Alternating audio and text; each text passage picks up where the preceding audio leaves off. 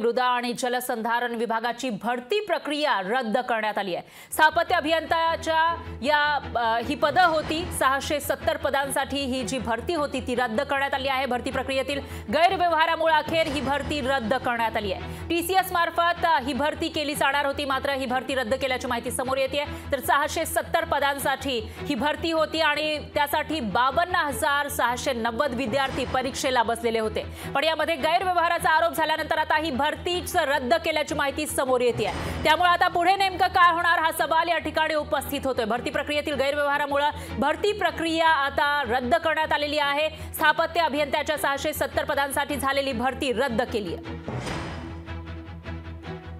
आणि यावर अधिक माहितीसाठी आपले प्रतिनिधी संजय राठोड हे आपल्या सोबत जोडले गेले आहेत। संजय, काय सांगाल? मृदा आणि जलसंधारण विभागाची ही जी भरती प्रक्रिया आहे ती रद्द केल्याचं कळत आहे आणि बरेचसे विद्यार्थी, हजारो विद्यार्थी या भरती प्रक्रियेसाठी परीक्षेला बसलेले होते। काय अपडेट्स आहेत याविषयी?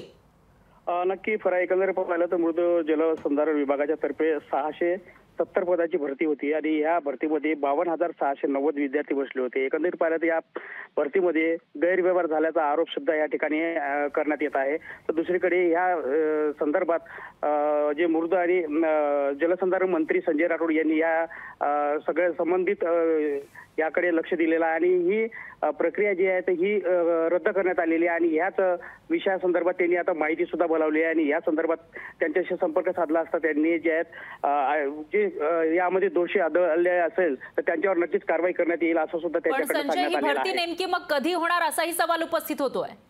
नक्की फरा या संदर्भात मंत्री संजय राठोड यांच्यासोबत संपर्क साधला असता त्यांनी पहिल्यांदा तर हे सांगितलं आहे की यामध्ये जे काही दोषी असेल हे यांच्यावर कारवाई होईल आणि नंतर काय निर्णय घ्यायचा तो नंतर घेण्यात येईल असं सुद्धा त्यांच्याकडनं सांगण्यात आलेलं आहे।